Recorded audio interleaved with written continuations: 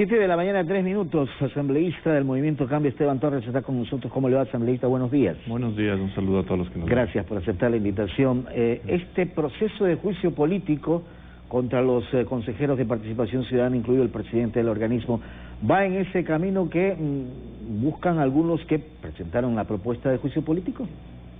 Bueno, yo creo que más temprano que tarde ese juicio lo conocerá el Pleno, y yo creo que al menos en este momento existen los votos para censurar al presidente y a los consejeros por varias de las causales que se han esgrimido a lo largo de todos estos días, porque no nos olvidemos que el juicio político verifica precisamente temas políticos y que más consideraciones legales que podrían estar también en el tapete abundan, pero no son únicamente las causales para esta censura. Entonces yo creo que el ambiente político está dado, el error del consejero y los presidentes es evidente, y es una muestra más de que este organismo nunca debió existir en el ordenamiento jurídico ecuatoriano y que es un engendro chavista que hoy tiene a sus peores representantes en el organismo. Cuando usted sostiene eso, doctor, ¿quiere decir que usted sí es partidario de eliminar entonces al Consejo de Participación Ciudadana? Completamente. Yo creo que es algo que nunca debió haber estado en la Constitución.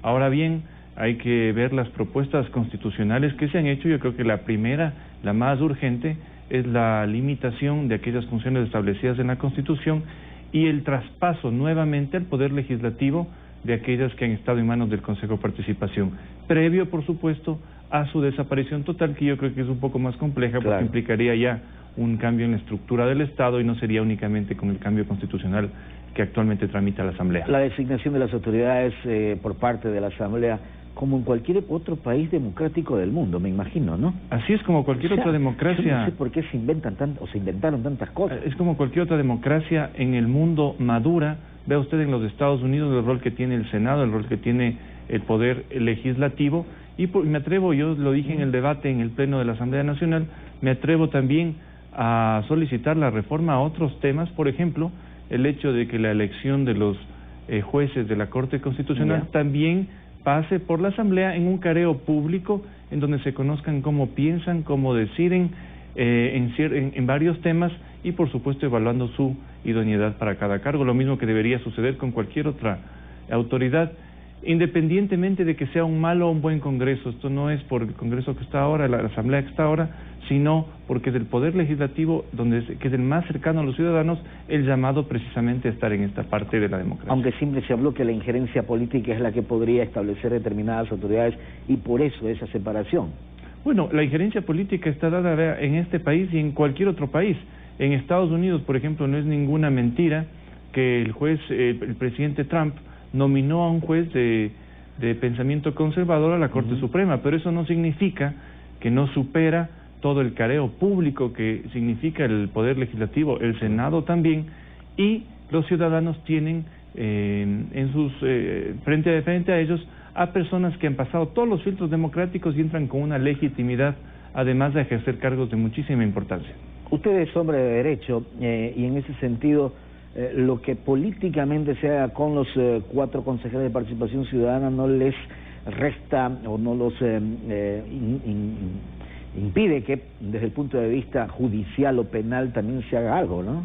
Bueno, yo creo que yo he llamado a muchos de mis compañeros a ser cautelosos, a manejar este proceso con tranquilidad, porque me preocuparía mucho que por un apresuramiento en todas las cosas nos encontremos con un proceso que no tenga los fundamentos tan fuertes en el Pleno de la Asamblea Nacional, que es donde se decidirá todo lo que sucede en este juicio, y que se caiga ese juicio. Eso sería terrible, como sucedió, por ejemplo, con el juicio a la ex canciller María Fernández Pinoza. Claro. Entonces, yo creo que las causales se tienen que configurar.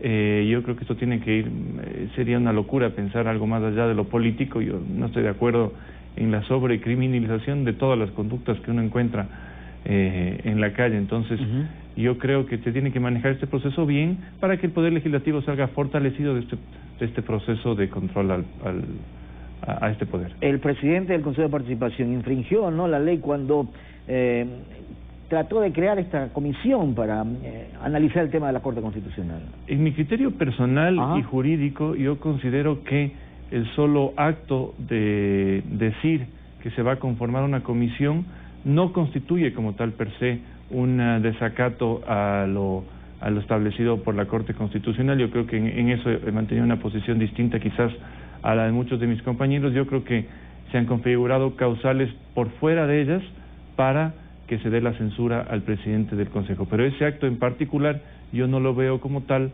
determinante para con un incumplimiento a lo establecido por la Corte Constitucional. ¿Y cuáles son entonces, a juicio suyo, los otros argumentos? Bueno, primero... ¿Falsificación de documentos?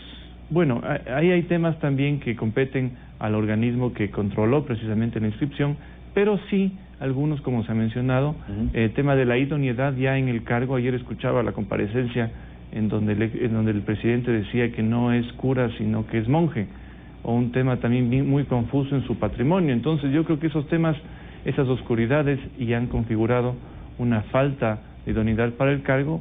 Habrá que ver si se prueba también aquella causal de proselitismo político de la cual se les acusa a algunos consejeros, porque también vea usted los espectáculos a los que llevan en la asamblea una cantidad de gente, una turba violenta contra policías, contra periodistas.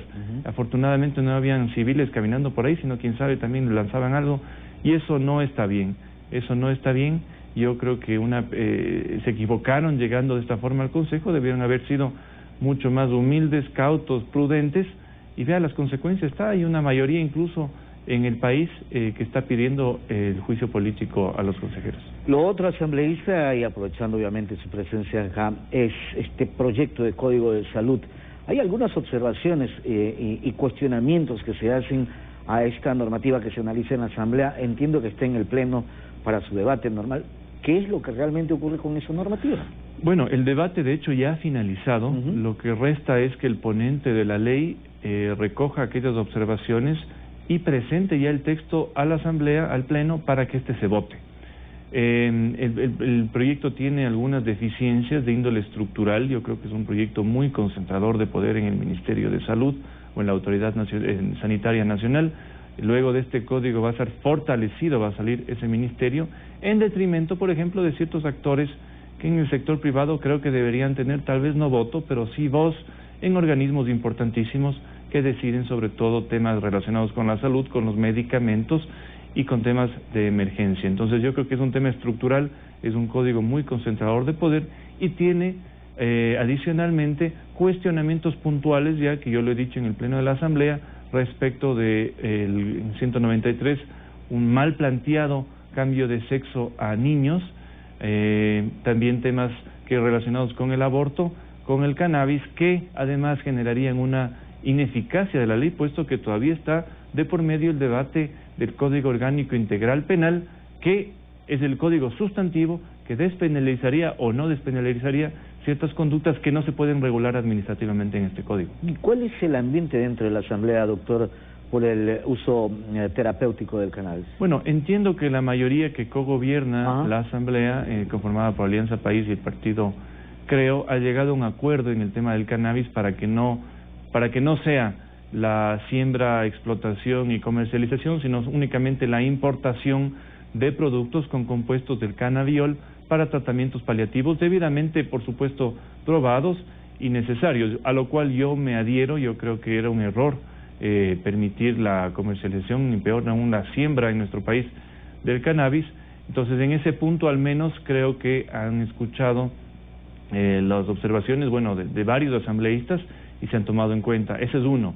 El otro es el tema, como le digo, del aborto, que se lo regula como un problema de salud pública, como un tema de emergencia obstétrica. ¿Eso está sí establecido en la normativa para el debate? Eso está actualmente en el artículo, que también preocupa, porque al no estar despenalizado como tal en el Código Orgánico Integral Penal, más se puede dar normativa administrativa para regular o para que estas prácticas se sigan dando. Yo creo que en ese sentido se ha utilizado mucho el Código Orgánico de la Salud como un caballo de Troya para que ciertas conductas que todavía no están despenalizadas o presionar para que esas conductas sean despenalizadas. Pero lo más grave, y eso lo he señalado yo en el debate, es lo que se establece en el artículo 193 sobre un mal planteado cambio de sexo en niños. ¿Qué hacemos con eso, doctor? Yo he pedido que se elimine el artículo. Yo le dije en el pleno, dije, para evitar cualquier mala interpretación, porque unos dicen que es para casos de hermafroditismo, no está planteado así el artículo.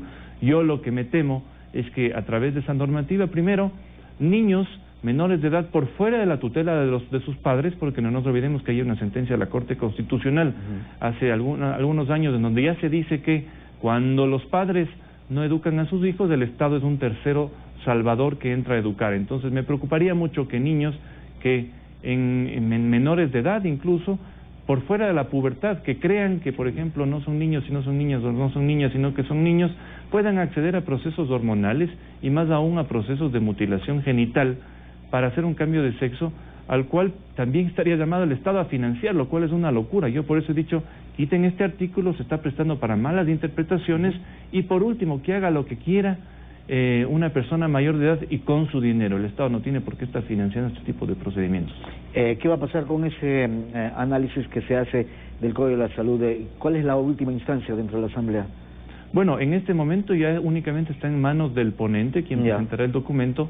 Yo espero que al menos se proponga una votación por bloques, no una votación completa de todo el texto, porque así podríamos apoyar las cosas que están bien y, por supuesto, negarnos. En mi caso, yo he dicho que ni siquiera me abstendré, sino que votaré no en estos puntos que considero son nocivos y que no deberían estar en un texto. Y luego de eso será, por supuesto, el veto del presidente, e incluso si llegara a darse alguna inconstitucionalidad, alguna demanda de inconstitucionalidad posterior. Doctor, quiero agradecerle por haber estado con nosotros esta mañana. Buen día. Gracias a usted también, un saludo. Gracias al doctor Esteban Torres, asambleísta del Movimiento Cambio. Son las 7 de la mañana con 15 minutos.